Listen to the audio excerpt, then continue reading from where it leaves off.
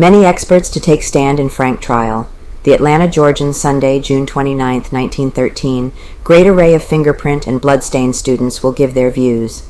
The trial of Leo M. Frank will bring forth the most prominent array of criminal and medical experts ever grouped in a Southern courtroom. This became known Saturday when Solicitor Hugh M. Dorsey began making preparations to have the skilled investigators who have worked in the Phagan case return to Atlanta for the trial, July 28th. The defense has not been idle and is prepared to have an expert on almost every conceivable angle to introduce in rebuttal. Fingerprint experts were brought into the case almost immediately after it was taken from the hands of the police by Solicitor Dorsey. One of the most prominent of these, who has figured in solving many New York mysteries, was the first to be brought south. He spent several days in a minute investigation of the scene of the crime, articles of clothing, and the fingerprints of every suspect in the case. Other experts in the same line followed him.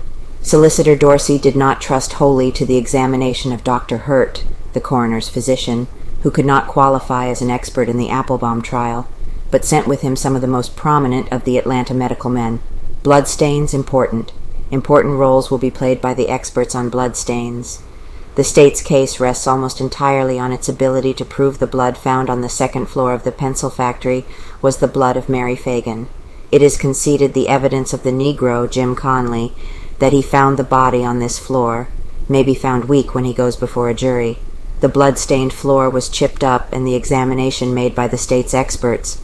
This is an advantage for the prosecution. Another point on which experts will be asked to testify will be as to the flow of blood after the heart stops beating. Blood was found in 2 places on the factory floor where Conley said he dropped the body of the murdered girl and carrying it to the basement, and yet there were no stains where she was said to have been first found by him. Experts have testified that blood would not necessarily flow from a wound that produced death, but that if the body was lifted or moved so as to place the wound below the level of the rest of the body, blood would flow from it. Cite Applebaum case.